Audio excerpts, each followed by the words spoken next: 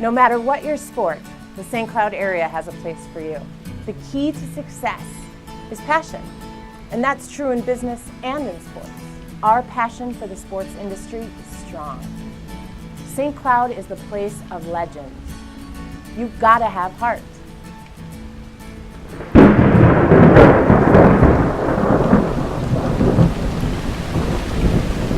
Hi, I'm Drew Pagansky. I'm 19 years old. I'm from St. Cloud, Minnesota, and I'm an amateur snowboarder. Well, I got started in snowboarding when I was like 6 or 7 years old. We used to go on family trips out to Vail in Colorado, and my older brother, Curran, snowboarded. And the next time I went out, I was like, I want to snowboard. So my dad took me out at like 7 a.m., like corduroy runs, and just taught me how to carve or whatever. Came back. My dad got me a cool little board. I just came out and got lessons here at Ridge, and then just kept riding. Learning how to fall is almost just as important as learning how to like land your tricks, you know, because you take one bad tumble and the season's like over. And I've seen that happen to so many people, so it's like blessed every day I can ride, you know. Growing up in the Midwest is just kind of a struggle. It's not as big of a scene out here, obviously. Like, U-Shelter Supply in St. Cloud is like a huge outlet, but other than that, you kind of got to make a name for yourself pretty hard. Nobody's going to do it for you, for sure. I've placed in the Balkan Stones Peanut Butter Rail Jam a few times out here, which is, you qualify for finals out in Mammoth, California every time you do that. And last year I took third in Open Division, which is like the best of the divisions. I took third out there, won like $1,000, so paid off for the whole trip, so that was awesome. Last year I filmed my first full part for Bald Eagle Productions Ground Control. That was probably my personal biggest accomplishment, just because it's not like a contest, it's like a full season. If you want to look at one thing that defines me, it's like a video part. It's not about how you snowboard in like 30 minutes, it's like you're snowboarding over an entire year. I think it's really cool. Surviving, breaking free, come with me, run with me. In this wide world there's tons to see, yeah, the past is done to me. Right now I'm just going to finish filming my part for this year's Bald Eagle movie. That's like first on my list, I just want to get that done. And then this March I'm planning on moving out to Salt Lake City for a little bit. I'm just going to try and ride as much as possible. You just got to stay focused, kind of. It's like such a mental thing. Like, you can pretty much do anything on a snowboard. You know your limits, obviously, but I think people are just going to start realizing that like it's pretty much unlimited to what you can do. And I think kids are definitely finding that out in like the slope style and everything, like triple corks. Like 2 years ago, people would have never thought that. I'd like to give a thank you to my family, first of all, my parents, huge thanks. Mike Tinez and Mike Pettit at the U-Shelter Supply and Bald Eagle Productions, Nick Carrolls at DC, Bjorn Linus, and everybody at Celtic, and all the friends I ride with always pushing me. That's what gets me pumped, is like seeing like all my friends just like having that much fun. It just gets me stoked. Riding by myself, I can only get so much out of that, but like the more people, the more fun, so. I'm Drew Pagansky, thanks for watching Legends of the Cloud. Seasons change, I still stay the same, but this one seems like it might be the one that we've been waiting for. What are we waiting for? What are we waiting for?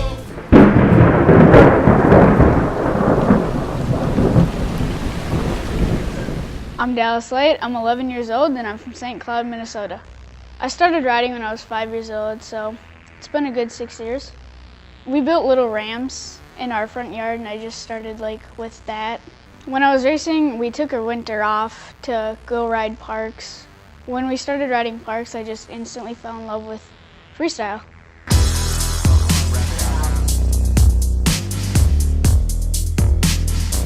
Tune into the modern condition. The best thing about it is just to have fun, not to take it too serious. I don't really ride in St. Cloud because there's not a whole bunch of places to ride.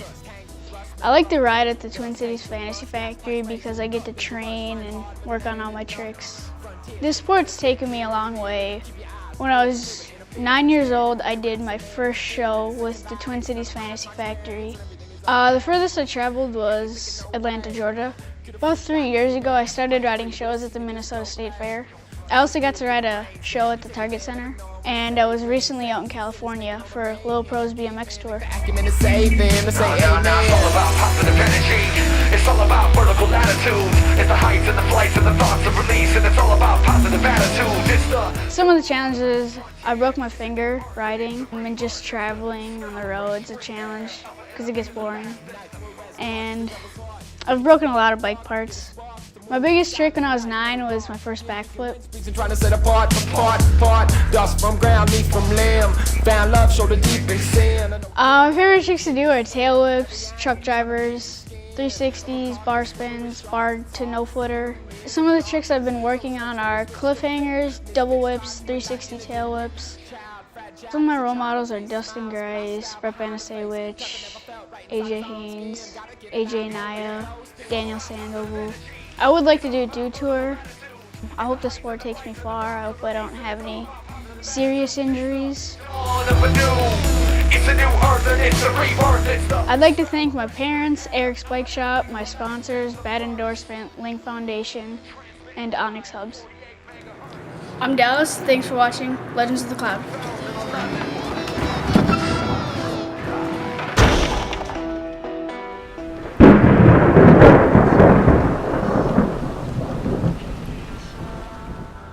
My name is Cameron Nas. I'm 24 years old and I'm from St. Cloud, Minnesota.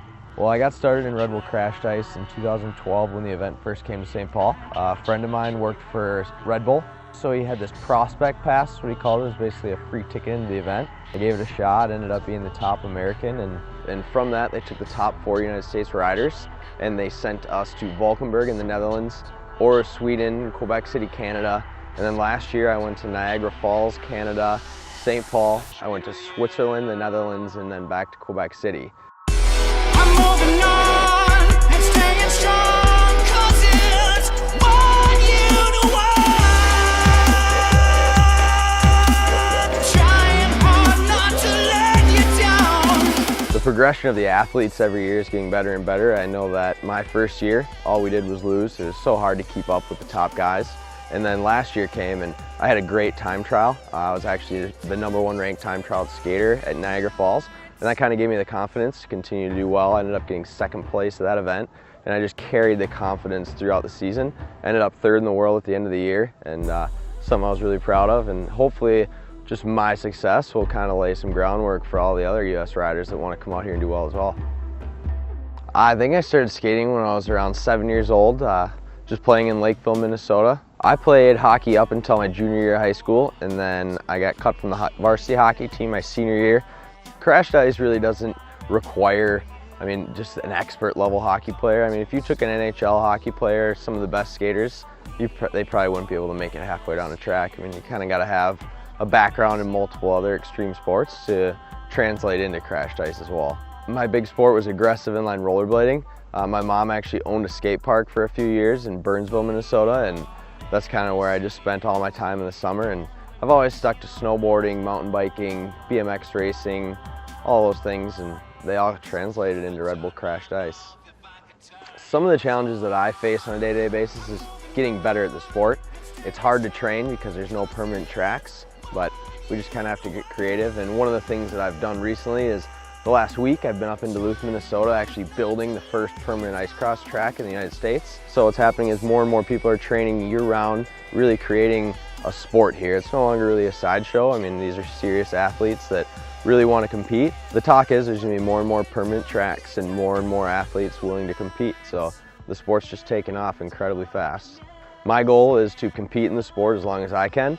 Hopefully I can someday become an ambassador or coach for the sport, something like that, but I'd love to be involved for many years to come. I'm usually up here in St. Cloud. I go to school at St. Cloud State. I'm a public relations major. I'm planning to graduate in the fall, but I take every spring off just to train here at the St. Cloud State gym, and I skate at the National Hockey Center usually like 4 or 5 times a week. And so far this year I've been to Finland, now we have St. Paul, then Russia, and then I'm back in Quebec City again at the end of this season. My main sponsor is Jeff Belzer's Dodge Chevy Kia in Lakeville, Minnesota. Great family friend. He supports me in many different ways. Muscle Milk is my next sponsor. They support me with all my supplements so I can get stronger and better. Cloudy Clothing, a native brand here to St. Cloud, and also Killer Shot. They make GoPro mounts and accessories.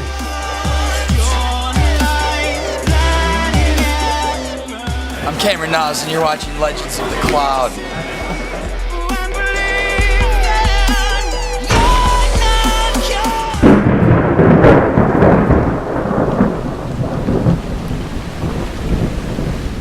I'm Amanda Smock. I'm 31 years old and I grew up in Melrose, Minnesota. I started triple jumping in 7th or 8th grade, junior high track. One of my coaches suggested that I try triple jumping. I had done the long jump before that, and then I did it all through high school and through college, and it appealed to me so much after I was done competing in college that I just felt like I had more room to improve and more ground to cover, so I wanted to keep with it. I guess off in the back of my mind, I had pictured one day dreaming of being an Olympian, and thankfully that dream came true, and I did get a chance to compete at the Olympics. The Olympic trials for track and field are in the end of June, typically about 2 months right before the Olympic Games. So it wasn't until then that I really had punched my ticket to get to the Olympic Games, and it was on my last jump in the final round of competition that I knew that I was going to be an Olympian. I landed in the pit and stepped out of the pit, and they immediately handed me my American flag, and I was sent on my victory lap, and I was waving the flag and waving to the crowd, and my whole family was there. I had about 30 of my aunts and uncles and friends, and it was in Oregon, and they drove out there to see me. It was a pretty cool moment. Tight grip on this emotion. I don't want to lose it. I might slip as I'm growing, but in progress I'll excuse it as long as I learn and don't repeat my mistakes. The Olympic Games were very surreal, really a magical experience. When I finally arrived at the Olympic Games, it was literally a dream come true. And the opening ceremonies happened on my 30th birthday, and that in itself was an unbelievable experience to be walking side by side with the world's greatest athletes. Everything about the Olympics was unbelievable. Some of the biggest challenges are the state of the U.S. women's triple jump on the world scene. We're not quite as talented as the rest of the world, so funding is an issue because of that. And so for a long time I did it with $0, and I would most often just compete locally to try and improve. Thankfully, once I made the Olympic team, some sponsors started coming through. So now I'm sponsored by ASICS, the shoe company, and the New York Athletic Club. And they fund a lot of my competitions, a lot of my gear. There's a lot more opportunities to compete with competitions where there's prize money involved. So this year, signs are pointing towards probably competing towards Rio. I just won my 5th national title at this past indoor game. So things this season are progressing well. I'm happy where I'm at. Whether or not I've competed, I most likely will stay in the field of athletics, most certainly in the coaching avenue. I started coaching this past season at Macalester College, the horizontal jumps, and I have absolutely loved it. It's so fun to see the progression of the athletes and be involved in that aspect. I'm Amanda Smock. Thanks for watching Legends of the Cloud.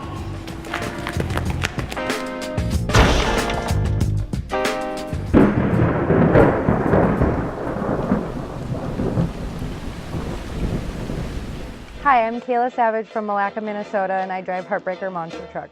Give me all the pain plus the struggle, need them both. About to make a name, you'll remember cause I'm close to things that I've seen in my dreams wide awake. I accept hard times, otherwise I wouldn't taste. Back in 2003, I was a senior at the University of Minnesota, and I met Paul, and he was a fanatic monster truck driver, and I really wasn't ready to start real life. So I was like, I'm going to go with you for a year and try to learn how to change oil or wash the truck or make myself useful somehow. His first truck was martial law. We toured all over the country, East Coast, West Coast, Canada, all the way down to Mexico. I was at an event and a promoter wanted me to freestyle the truck, and I ended up tying for the win that night in freestyle. I jumped a bus my very first time driving it and was just kind of hooked. A little bit less than 2 years later, we came out with Heartbreaker, and that's how I started driving. They leave you guessing with every message, taking music back with the truth behind a sentence. It's an investment, supporting underground, truly struggling artists that accept your love by the pound. When I started out, I just hoped to, be in the middle of the pack, not, looking bad, and come out and end up winning multiple stadium events was a huge accomplishment. But really my biggest one was, a lot of people know about that I'm the first girl that backflipped a monster truck. And I went on to successfully land 3 more since then. Heart and soul poured as hard as concrete in the floor. Being a female driver in a male-dominated industry, I've had work in my favor plenty of times, and I've had go against me just as many times. I feel like sometimes I have fans already on my side. They're just like, oh, that's awesome. A chick is brave enough to get out there and compete against these guys. We're on her side. As far as the behind the scenes being a woman, like for example, on that backflip tour, I did not have many friends because not only was I was a woman stealing the show, being the finale, you know, doing all the media and everything. They've given me crap saying, you only won that freestyle because you have blonde hair in a pink truck. But, you know, just as often as they're giving me crap about being a woman and getting my free wins, the guys have always, you know, given me pointers, wanted to make sure I stay safe. So they care, but they just don't ever want to lose to a girl. Can't ever blame them for giving me a little crap here and there. Some of the challenges that come along with the sport of monster truck racing or just racing in general, whether it's trying to get my semi out of my driveway when there's 4 feet of snow living in Minnesota, something goes wrong with the semi, whether the weekend before I trash the truck and do $10,000 worth of damage and 150 hours worth of work, I still have to show up.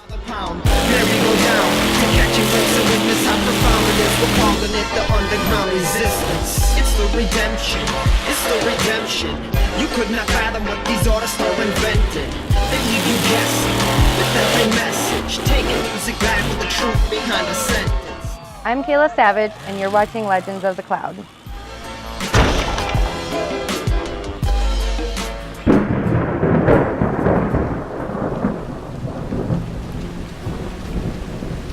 My name is Charlie Schuether. I'm 18 years old. I'm from St. Cloud, Minnesota, and I play Ultimate Frisbee. My brother started playing Ultimate Frisbee when I was in 5th grade, and it kind of interested me a little bit, so when I got into 7th grade, I decided to try it out, fell in love with the sport, and I've been playing it ever since. Ultimate Frisbee is a mixture of football, basketball, and soccer.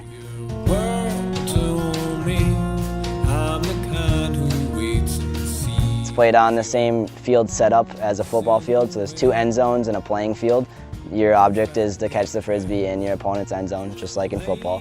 It's a very fast-paced game. When you have the disc, you have a pivot foot, so you can't run with the disc, you have to pass it up and down the field. If it hits the ground or it goes out of bounds or the other team catches it, you go from offense to defense. So it's a very fast transition game like soccer and basketball.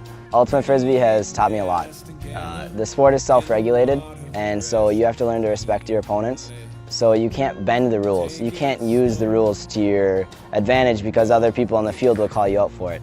You need to basically respect your team, respect your opponents, and respect the rules of the game. And so for me, that's taught me to be confident in, calling things both on and off the field. Teaches me to be able to stand up for myself, and it does that for everybody who plays the sport. And that's just amazing. That's what makes Ultimate different. Ultimate Frisbee has taken me a lot of places. I recently was selected to be on the USA U19 national team, and I'll be traveling to Italy this summer to participate in the World Junior Championships. The tryouts were very difficult. You had to be accepted through applications to the tryouts, so the top 100 applications were accepted. There were 2 camps, one on the East Coast, one on the West Coast. 50 players went to each camp. I went to the West Coast and went through a pretty grueling weekend of tryouts and somehow made the team. Don't know how, but I made the team. And I'm really excited, so I will be participating in Lecco, Italy. Your Sunday dress floats away with the rest. We're singing. To make the team and to get accepted to the tryouts, I did a lot of training. A lot of it was due to the heat program at the St. Cloud Orthopedic Center. I'm still there right now. I'm training to go to Italy. I also follow a set schedule that the USA coaches have given us. I have a huge support system. My family, my brothers, and my parents all have been incredible people. They always support me in everything that I do. And then you come here and you find everybody else that supports me. Every single person in the Ultimate community that I've ever met has taught me something new. Each player brings their own aspect of the game to the game, and you can learn that from each and every one, and they have taught me so much. I wouldn't be where I am today without the people that I've met. I'm Charlie Schuether, and you're watching Legends of the Cloud.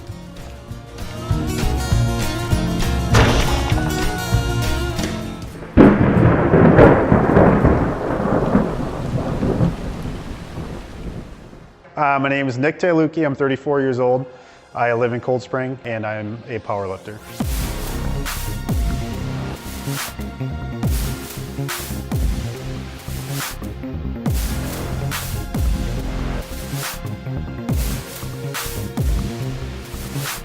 Powerlifting is a combination of 3 different lifts: the squat, bench press, and deadlift. At a meet, each one of those lifts is judged. You get 3 attempts per lift. Each successful lift is added to a total, and the highest total wins. I got started about 15 years ago.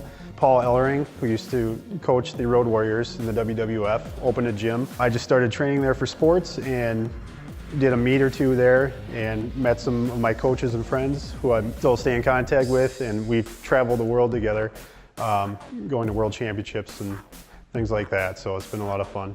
I've been to 8 world championships in the last 15 years, and I've been to 2 world games. World championships are held once every year. Been to 2 world games, which are once every 4 years for non-Olympic sports, although it's patronized by the International Olympic Committee. So it's kind of for the sports that are in the holding pattern to get into the Olympics. So that's been a really cool experience. I've been to Taiwan twice, Germany, Bulgaria, Denmark, Norway, South Africa twice. So we've got to meet a lot of cool people and still stay in contact with a lot of those people.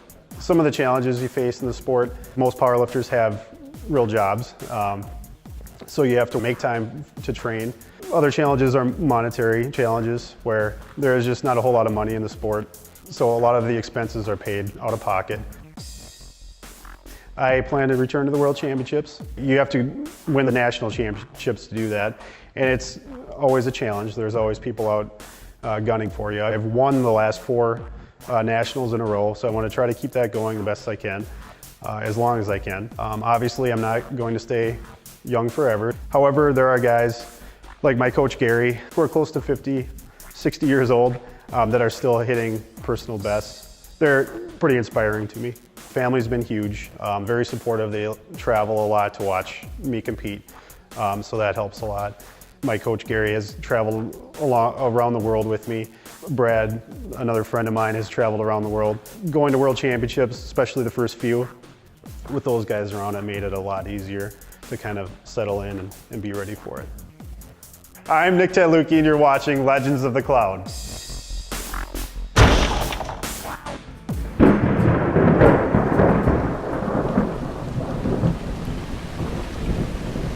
My name is Elise Post, and I'm 23 years old. I'm originally from St. Cloud, Minnesota, and I'm a BMX racer. I started riding BMX when I was 6 years old, so I'm practically a veteran already at the ripe age of 23, and I started back in '97, and my brother was 14 at the time, and he got me out on the track because he saw some other little girls out at the track and kind of drugged me and my parents out there and said, you know, you should try this. I don't want you to be a wuss, you know, let's toughen you up a bit and get me out there. And I wouldn't do it, chickened out, thought that this is the scariest thing ever. I don't want to get hurt, this is insanity.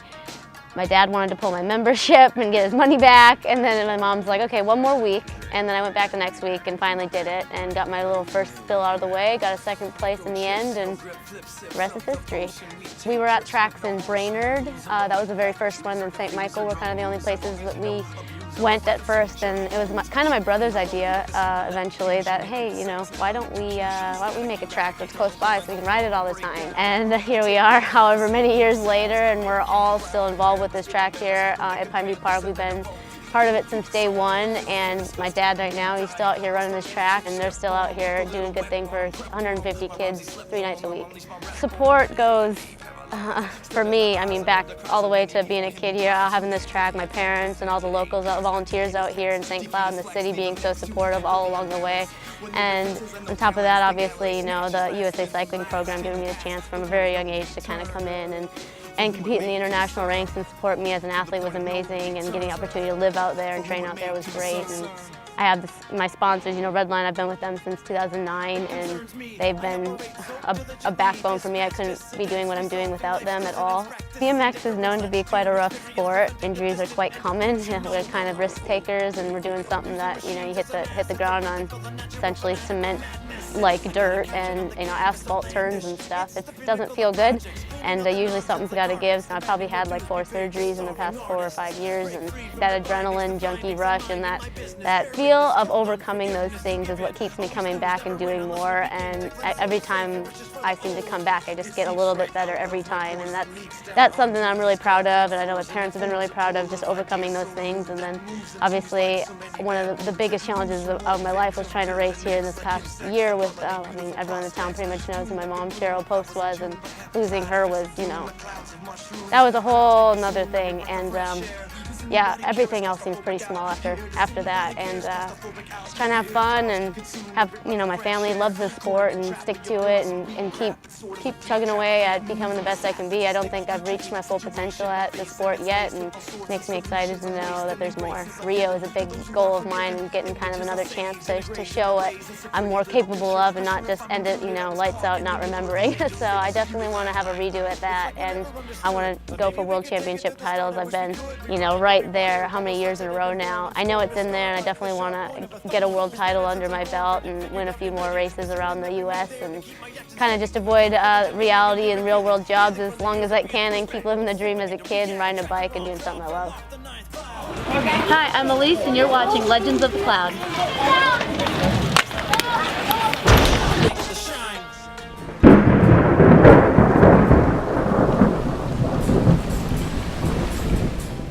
I'm Jordan Barth. I'm 15 years old from Cold Spring, Minnesota, and I play racquetball. I've been playing racquetball for about 13 years. My mom worked at a racquetball club. The court was my daycare, I guess. She just took me here and put me down on the court with a racket and a ball, and I just kind of hit around a little bit.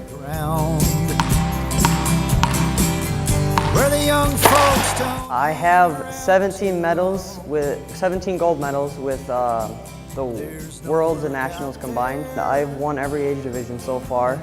Last March, I was in Bloomington, Minnesota, playing at the state championship and men's singles open. I've been to California 3 times, Colorado this past summer, Arizona, been to Dominican Republic. When I was in Colorado, I was there for junior nationals with my partner from Wisconsin. We've been playing for 5-6 years. We qualified for Worlds coming up in October in Cali, Colombia. And I also qualified for 1400 singles. Over 15 other countries. They're going to be there, and just going to represent Team USA as well as I can.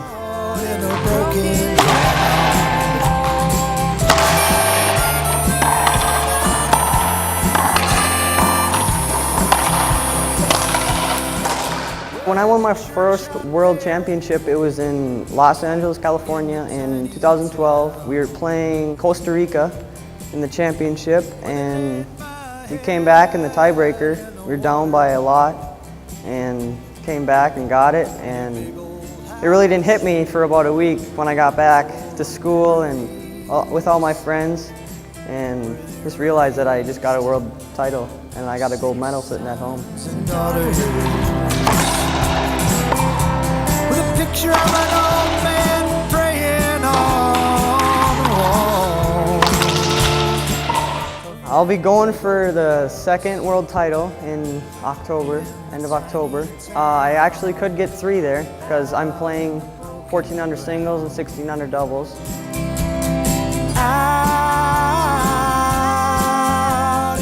Challenges I faced, me being a racquetball player, I injured my elbow playing baseball and racquetball, I guess. So much stress on my elbow. I had to get injections from Rejuve Medical, so they did great, and it's been feeling good ever since. In this sport, I plan to win a state title because state title's adults. So I got second last year, and this year I hope to get it. I was very close last year. My dad said, son, no matter where you roam, you carry heart. Outside of the sport, my goal is to go play baseball at Arizona State University and hopefully get drafted, I guess. The support I've gotten along the way has mostly been from my family. My mom especially, she does a lot for me. She's been there by my side about every racquetball tournament. My sponsors are Head Racquetball and 15.0 Racquetball. Head Racquetball has been great. I've been sponsored since I was about 9 years old. They've been by my side also along the way. I'll always be that boy. I'm Jordan Barth, and you're watching Legends of the Cloud. Out in the broken ground.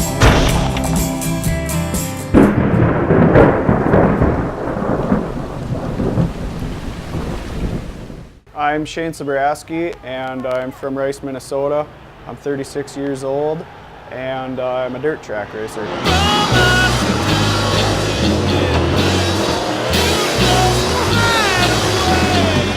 My grandparents used to bring me to the racetrack when I was a young kid, and I always just loved it and looked up to all the drivers when I was a kid. Well, then when I got old enough to get a job and I bought my own race car, my grandpa started helping me. We bought a hobby stock, and then I bought a B-Mod and started racing the Wissota classes in 2002, and it just escalated to what it is now.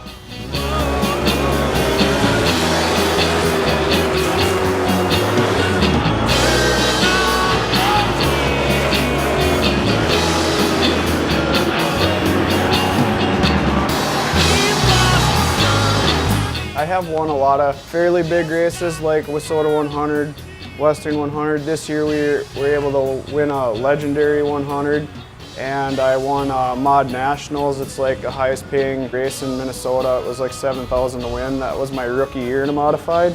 Then this year we reached our 500th win of my career, and that's a pretty cool landmark.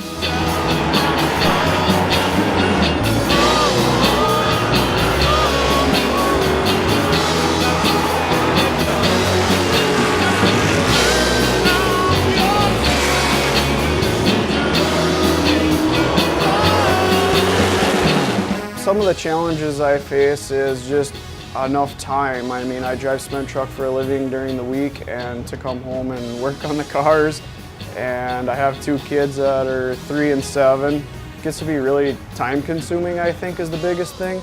And getting off work to make it to the races is a hard thing. I don't know, I'm really fortunate as far as money-wise. I got a good sponsor, a couple good sponsors. It's been pretty good though otherwise. Some of the people that have offered me support have been my wife for sure.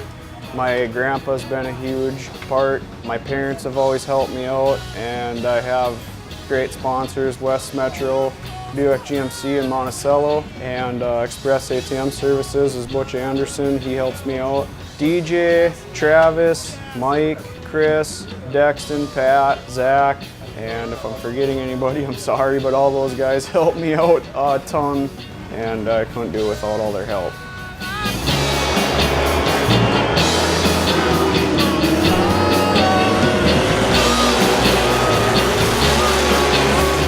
I'm Shane Sabraski, and you're watching Legends of the Cloud.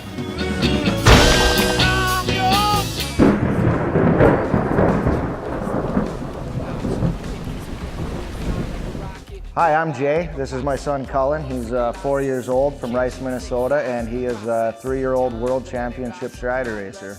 Yes. So you wanna play with the Play-Doh, but the Play-Doh won't play. Making no hay, honky afraid.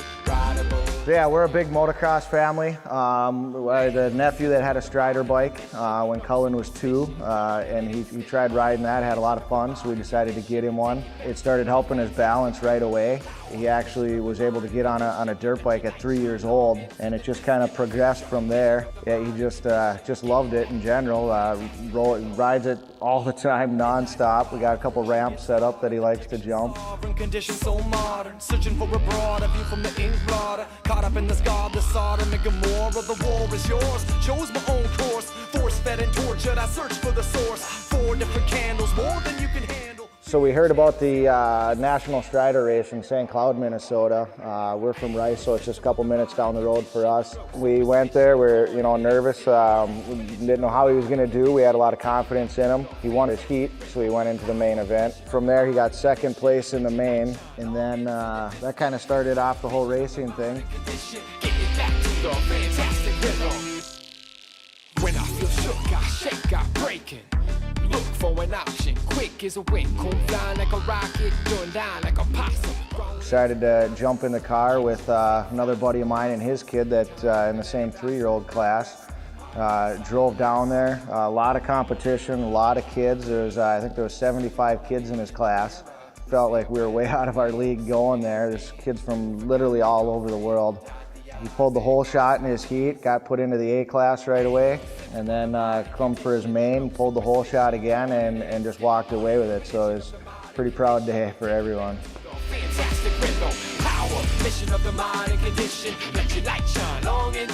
So for the future, we're definitely getting more into motocross. The Strider's been a great tool for getting his balance, a lot earlier than a conventional bicycle. He's been doing great on his dirt bike already. Because of the Strider, we've been able to get him on his mini bike or his dirt bike at 3 years old, which is pretty unheard of. And he's been progressing a lot on that. He'll be actually racing District 23 in the spring. He's been looking forward to that. The Strider's been a great bike for him. Thanks for watching.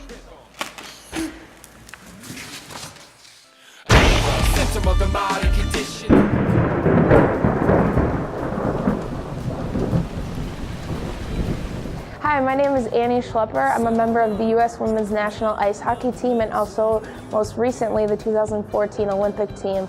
I'm from St. Cloud, Minnesota, and I'm 24 years old. I started ice hockey when I was about 4 years old. I secretly wanted to be like my brother when I was younger, and so he first got me into ice hockey. Played with the boys pretty much all the way up until high school, and then switched over to the girls at that point. And then after high school, I went on to the University of Minnesota, played 4 years for the Gophers there. Went on and moved to Boston, Massachusetts, and played there 2 years with the Boston Blades in the Women's Professional League. And then after that, I just most recently, after the Olympics, have moved down to Tampa, Florida. I've had some injuries. I think that kind of comes with almost every athlete, but I had 2 wrist injuries in college. Nothing too crazy, but it definitely hurt a lot. I ended almost every practice in tears my sophomore and for sure my junior year. Through those injuries and that difficult streak, I actually have the record for the most games played at the University of Minnesota. So I guess you can say I'm tough. I don't know, or just don't want to quit. It's just something you have to kind of adjust to and just be smart about. As an athlete, that's one thing that I had to learn was how to rest. It's a hard thing because definitely in society and just as an athlete, we're go, go, go mentality, and that's hard to just sit our bodies down and just be still. Ever since I started hockey at age 4, my support system has been rock solid. They really are what keep me going. Man, I can't even really put it into words how important that is and how much driving force that is for me, especially being overseas. When I have tournaments overseas and things like that, and I know that people are following along back home and cheering on, watching the games, things like that, that means so much to me. And so I thank everyone for their continued support in that. And yeah, it just really means a lot to me. My experience at the Olympics was obviously unbelievable. We had a very, very good showing. We have some pool play games and then we go into medal rounds. And so we won our semifinal round, so that means we are put in a position in the gold medal game against Canada, which is a huge rival for us. We lost in overtime against them when we were up 2-0 with only 3 minutes left in the entire game. But overall, the Olympics and Sochi, Russia in general was fantastic. The facilities were awesome. All the people that helped us out and hosted us, I couldn't have asked, for any better hosting from them. Coming home with just a silver medal, I am beyond grateful and blessed to say that I can, show that. And also, I love to use the silver medal to inspire the youth. That really is my heart. And I think if just one person sees that and knows that they can reach that goal or that dream of theirs, that's what it's all about.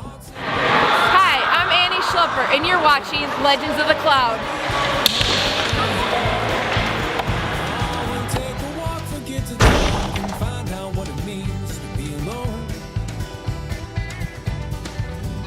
Yeah, you and me go together like cigarettes and coffee, So let's take a walk, forget get to talk and find out what it means to be alone.